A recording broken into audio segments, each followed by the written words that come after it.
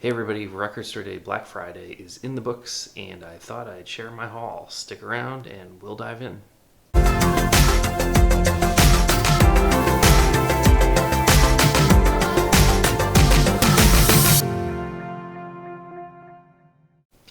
Everyone, so Black Friday was this past week, and as it's been the custom the last decade or so, a Record Store Day Black Friday event was held.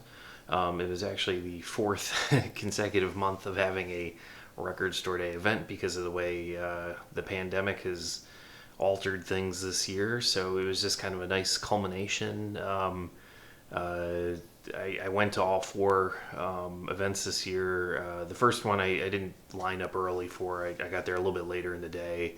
But the last three, I got there early. It's been getting progressively colder from month to month, especially living in Wisconsin, and it was definitely a chilly wait this year. Got to my shop at about 5:15 or so in the morning. I was fifth in line, and the shop opened right about 9 o'clock. I think I mentioned this in some past videos.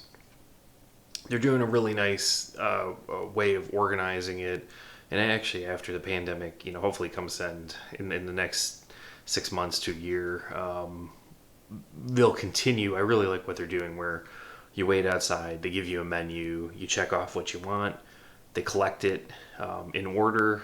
They fill your order, they bring it out to you, and you pay out outside. So you never actually go into the shop. You're not elbowing people and going through that whole mess of fighting over records. Which I've been to a few shops over the years where it's just you're like inching for room, and it's a scrum, and at the end of the day, these are just collectibles. It's a hobby. It'd be nice to just go in, pick up what you want, and go.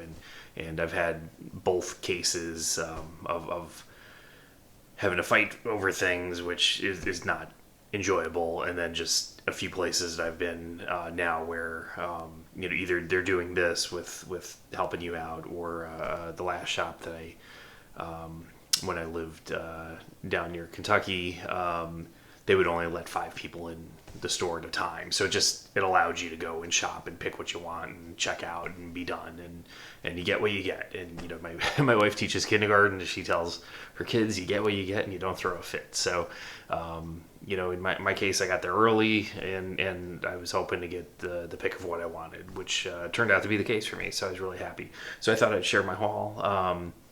And on top of that, I've also picked up, did a little shopping really briefly on Saturday, Small Business Saturday. There's another record shop, so I'll show you what I picked up there.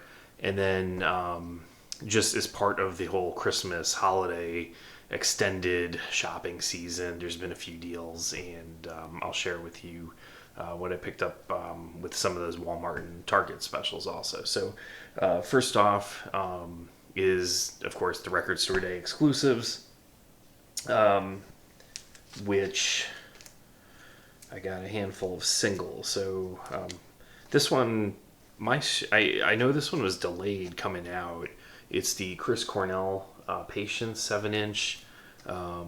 Some shops, my shop knew they were going to get it later in the day, so I actually had it on my list. I paid for it that morning, and then they just gave me a slip, and I found out later in the day it was finally, and they expected it in late morning, but it was after they had already opened. So I got it. It's on a really nice white vinyl. Sounds amazing. I mean, Chris Cornell is just an amazing singer, and the cover he did on Patience. And then the other one was the Prince, aka, Prince written, but also made famous by Sinead O'Connor. Nothing Compares to You, which I've heard before because it was recorded at Sirius XM. So I've heard it on the Lithium channel before. But this is a really really nice pickup. And then the two other 7-inches, I'll share them together because there's a slight connection, and at least in my head, there's a connection. I got the Vince Guaraldi Trio Christmas Time Is Here 7-inch from Charlie Brown Christmas, as well as the Nancy Sinatra, Lee Hazlewood, Some Velvet Morning. Years and years ago, I had never heard Lee. For those unfamiliar, he wrote a lot of the songs that and collaborated a lot with Nancy Sinatra. These Boots Are Made for Walking. That's a Lee Hazlewood song that he worked on with her. But the song Some Velvet Morning was probably my first introduction to actually Lee Hazlewood. And I came about hearing about it watching a clip on the internet where somebody took Charlie Brown Christmas and kind of just replaced all the audio with voice actors and turned it into this kind of a comic take on it. And in one scene, Franklin is playing the piano, and like, what are you playing? And he's playing Lee Hazlewood, and he's like playing Some Velvet Morning on it, which was, I think, hilarious. But that's kind of the weird connection for me. But this is a craft recording, and it came on a really nice green translucent vinyl, which quite nice. It sounds good, and there is a this wasn't one I was gonna get initially, but it had a the B-side was unreleased. Christmas Time Is Here alternate vocal take 5. So I thought that was kind of a cool reason to pick that one up. If it was just 2 random tracks off the album, I probably would have passed on that. And then this is just, I'm not a huge Lee Hazlewood fan, but I like that song a lot, Some Velvet Morning, so I decided to pick it up. It comes with a funky little almost obi on the bottom, and this is on a nice, it's almost like a metallic goldish smokiness. Sounds really nice. Great single, and I was happy to get that. Moving on to the 12 inches. First time on vinyl, Fountains of Wayne. Welcome Interstate Managers. Nice album. I was happy to pick this one up. Grew up in New Jersey, so nice to always get something from a Jersey band. And came on. I've already slid these into. This isn't a MoFi sleeve, but it's similar. But it's kind of on the smoky black and gray vinyl. Sounds really nice. I had heard right before this came out, apparently the band wasn't consulted in its release, and there were some concerns over the, whether the audio quality would be there or not. I listened to it today. Sounds great. So it was, in my mind, it was a nice pickup. This one was a fun one that I was looking forward to. Aimee Mann, Bachelor Number 2, which was released about 20 years ago. Yeah, actually 20th anniversary edition. The cool thing with this is it's the complete album, but it also includes 5 additional bonus tracks, which came off the Magnolia soundtrack. She was working on, can't remember, I think she did this before Magnolia came out first. She gave some songs to Paul Thomas Anderson for the movie. They both came out kind of in that same year or so span. So the songs are somewhat intertwined, and a few songs from this album, I think it was Save Me, and I can't remember what else, was on the Magnolia soundtrack, along with Wise Up, which was not on the album originally. But this sounds great. Really nice pressing. And this came on, see it, a translucent green record. That's a 2 LP. Got all these into the, I either use MoFi sleeves or have a slightly cheaper alternative. The MoFis usually run, like $22 for a pack of 50, and then been using a different brand also on some because it's the same price, but I got about 100 of them. This is a fun one I picked up. Originally, I wasn't sure if I was going to get it or not, and I decided to pull the trigger. Jewel, live at the Interchange. This is the coffee shop in San Diego that kind of put her on the map and led to her recording contract. The music from this, I believe a few of the songs, her first album, Pieces of You, had some live recordings from the from this coffee shop. I don't know if it's the same exact versions that are on this that's on the live album, or if these are just additional live tracks, because some of the songs that are live here are also live on that album. But the 25th anniversary is coming up. I actually ended up pre-ordering that using a Black Friday discount on the Craft Recordings website, so I will have that coming when it comes out, I think in December. But I thought this is a really nice pickup. It sounds great. I mean, it's a full concert from the coffee shop, and it's on Black Wax. I up until recently really didn't have too many releases from Craft Recording, and I've been pretty impressed with them so far. This one was a fun one. Probably one of the few big concerts from 2020. Alanis Morisette. This is live at London's O2 Shepherd's Bush Empire. Is recorded, I can't remember the exact day. Let's see, March 4th. So that was right before things got crazy. And but it's largely a acoustic. The whole concert's acoustic. But it's largely material from Jagged Little Pill, which obviously was celebrating its 25th anniversary this year. So, really cool concert. It's just her and a couple members of her traveling band, and just her on vocals and a couple guitars, and it sounds great. It was a really good listen. This was, I believe, just on Black Wax. Yeah. Came in the nice inner sleeve, the polyline sleeve. I mean, it just drives me crazy. The other ones were they came in nice inner sleeves, printed inner sleeves, but I hate those because they just scuff up the vinyl. Give me a nice insert, give me a 12-inch insert, and put the discs in a polylined, please. This one, I always pick up U2 releases, and they tend to have something almost every Black Friday or Record Store Day, and I had to grab this. This was the 40th anniversary edition of Boy. It's funny, I actually bought a copy. I don't know if it was I don't think it was a first pressing. I actually think it was a club edition.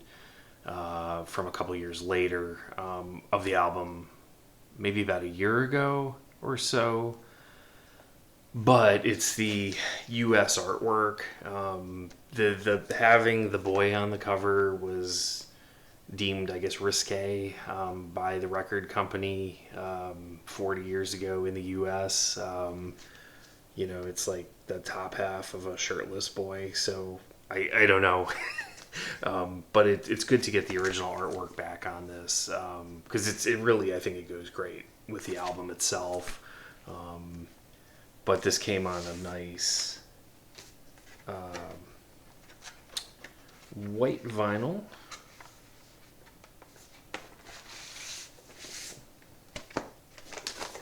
Give this a quick pull out. You see that? It sounds good. I listened to this. I think this is the second thing I listened to when I got home.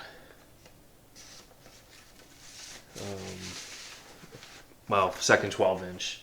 I listened to the 7-inch singles first.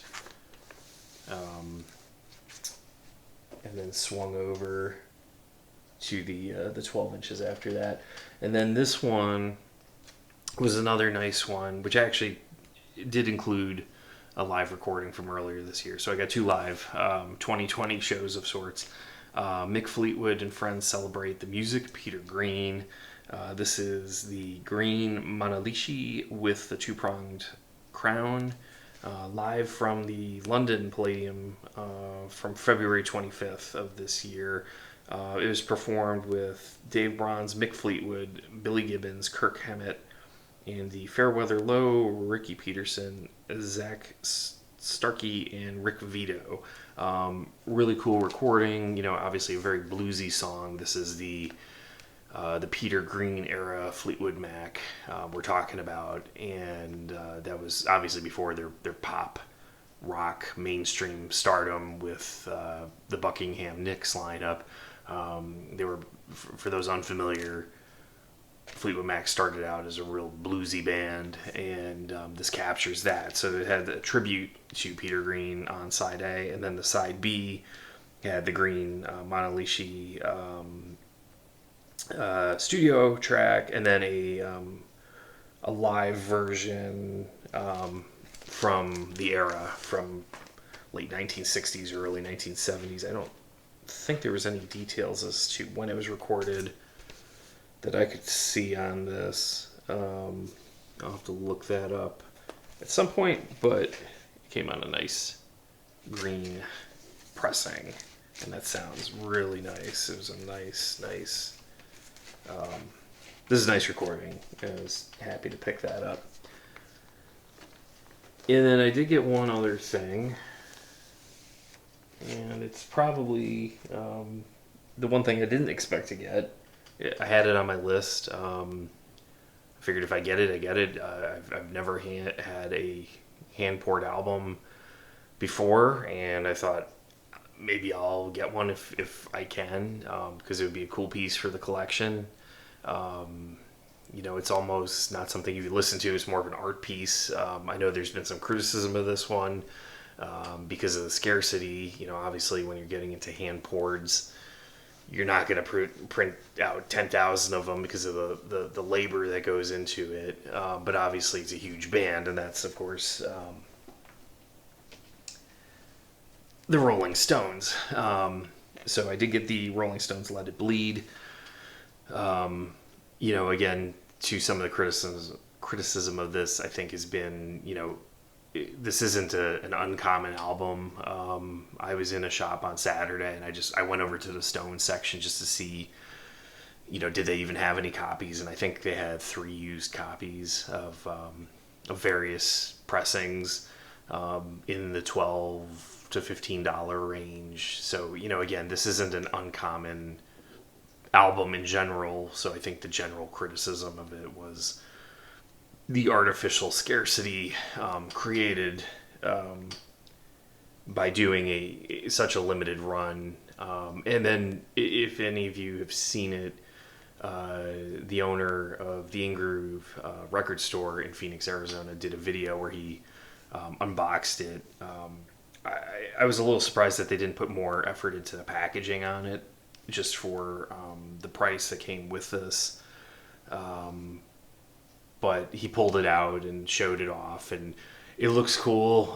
It's obviously debatable if this record is, worthy of the price tag and the reselling that's already gone on. It had apparently, a week ago, a few of these had leaked out and had already sold for about $300 a piece on eBay.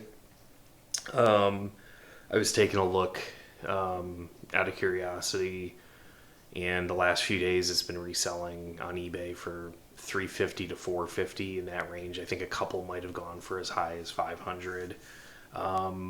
But yeah, that's craziness. I haven't opened this yet, just because I wasn't originally planning on listening to it. I figured, as I said, it's pretty easy to come by a copy of this, a standard pressing. So it's not like this was something that I was just gonna buy and throw on the table and watch the pretty colors spin. So I'm just kind of holding off opening it, just because I figure, once you open it, there's no going back. So let me just take my time, and I'll open it when I'm ready to open it. So I've never sold a record. I'm not a flipper, but it's one of those where I guess I'll just take a breath on it and see what happens. If it's weeks from now or months from now, like reselling at insane amounts, maybe I'll just keep it sealed and hold it for a rainy day if necessary. And if you look at flipping, if you ever miss out on something and then you want to buy it, the key is just have some patience. Like wait a few weeks, wait a few months. The prices people are paying at that moment are going to be totally insane. Give it a little time and see what happens. So, the people that are going out and spending $450 on it today, 6 months from now, it could be selling, for just barely over list price. Probably won't be, but it could very easily fall back to earth. So, stay tuned. We'll see where that goes. I had also picked this up from my shop. I had pre-ordered this. This is the new Smashing Pumpkins album, Cyr, Cyr. I went to college with a woman named Jen Cyr, and that's how she spelled her last name. So I'll assume it's called Cyr. That's how she pronounced it. If it's something else, feel free to correct me. But that's how she pronounced her last name, and that's how it was spelled. So anyway, but this is the indie exclusive. It's on this really cool pink marble. This is the only thing, other than the Let It Bleed, of course, but the only thing that I picked up on Black Friday that I just didn't get a chance to listen to yet. I just kind of ran out of time with everything that I was doing. So this is a tomorrow listen. On Saturday, I ended up heading out. I had to just do a little bit of shopping. This shop that I go to for Black Friday and my primary shopping, it's near where I work, but it's about 40 minutes from my house. So it's a little inconvenient. So, I had to get up early to get there by 5:15. Very long day. But on Saturday, small business Saturday, and I thought, oh, let me check. There's a place really close to my house. They don't participate in Record Store Day. He does have new releases, but I don't believe he takes part. He's only open 2 days a week. It's like a Friday and Saturday type of operation.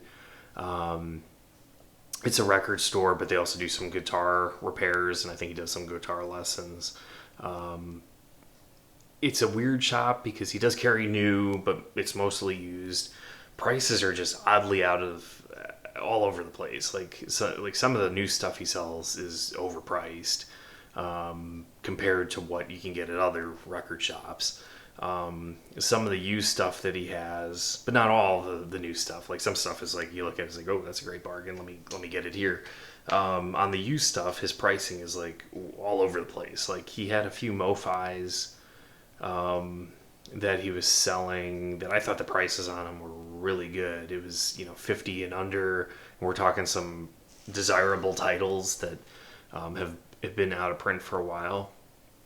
But meanwhile, he had like a couple Sesame Street records that I thought were way overpriced for what they were. And I'm a collector of Springsteen albums, and he was selling a copy of Live 75, 85, the box set for I think $40, which you can buy brand new copies of that off of eBay for $40, like new old stock, if you look for it carefully.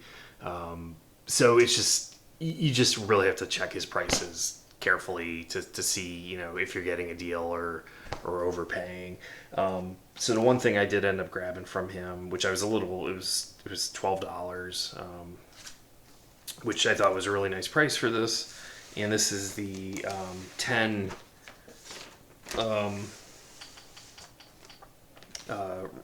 redo album with Brendan O'Brien. It was that anniversary one,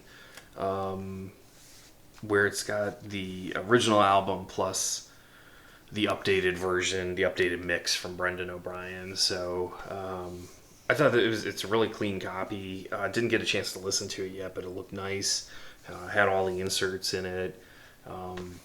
I thought for $12 it was a really nice price, so I just jumped at it. I mean, I figured that's a good thing, and I'll support a small business on Small Business Saturday. All right. And then the last few things that I have, if you remember a few weeks ago, Walmart did their $15. It was kind of like their early Black Friday $15 albums. All the albums are $15. I don't normally shop at Walmart. I kind of cringed a little bit too at some of the vinyl exclusives they had, but I decided, oh, let me check it out and see what they have. And what they were selling is largely the meat and potatoes of classic rock and the things you'd expect. You know, Nirvana's Nevermind and Beatles' Abbey Road and some classic Zeppelin albums and classic Pink Floyd albums. I didn't grab a ton, but I did get a few. The Mandalorian did a picture disc. It's got tracks off of the first season. I like to collect Star Wars picture discs. It does not sound good. It's a little bit warped. But I believe this was a Walmart exclusive, and I figured I'll pick that up. It's not like I listen to my picture discs. It's just more of a collector piece. I threw it on briefly, and as I said, it just did not sound good. But that's what you get out of a picture disc. Let's see, I also got Jimi Hendrix Smash Hits. I like Jimi Hendrix. I don't really have any other Jimi Hendrix. What do I have? Jimi Hendrix Live at Woodstock on vinyl, and then I've got maybe another collection. I have a Jimi Hendrix box set on CD. It's kind of all I need for Jimi. I mean, I love his music, but I'm not a huge deep cuts kind of guy. So $15 for Greatest Hits album.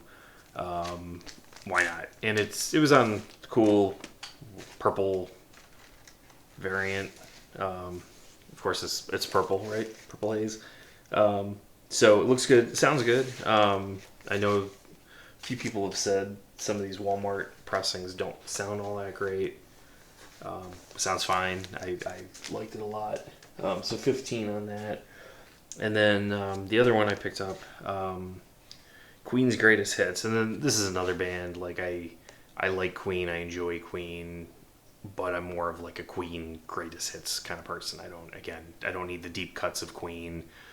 I think I've got Night at the Opera on cassette.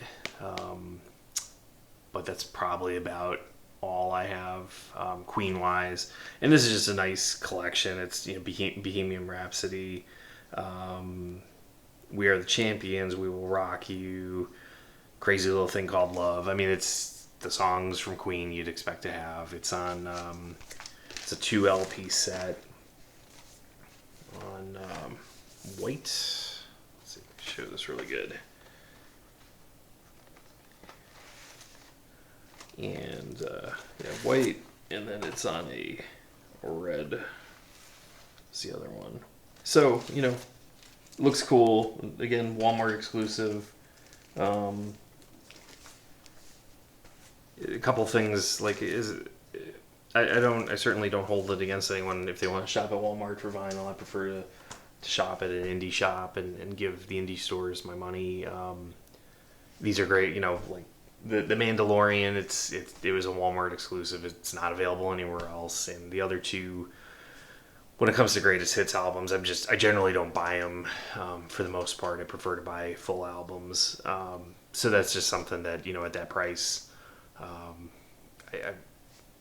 might as well get it, because if I saw it for $25 or $30 at my indie shop, I look at it and be like, do I need a Queen Greatest Hits album? Probably not, and I just move on. So, it is what it is, and I got a good deal on it. And then Target had their buy 2 get 1 free. I don't have a lot of Tom Petty in my collection, and they had a few in stock in this, so I figured this is a good way to get a few additional pieces. Full Moon Fever, Damn the Torpedoes, and I think it was just a self-titled debut. So added to the depth of my my Petty collection. I got the new one out, Wildflowers, a number of weeks back, which sounds great, and had a greatest hits CD. I think that's probably about all the Petty I have. I've always liked Tom Petty. I just never got anything. So I thought this was a good way to get a few items and beef up the Petty in the collection. So overall, busy weekend, busy couple of weeks. When you include the Walmart and the Target pickups, also. Looking forward to some other things that are coming out in the next few weeks. I've got a few things ordered, like Sturgill Simpson, and there's the Margot Price live show, all the indie exclusives. So quite a few things coming out soon, like that Killers album supposedly will come out eventually.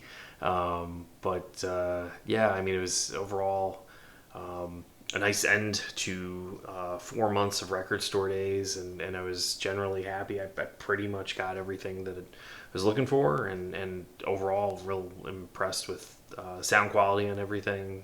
Was not disappointed. I know there's a lot of folks that aren't huge fans of record store day and some of the scarcity of the items out there. I mean, it is what it is. You choose to either participate or don't participate.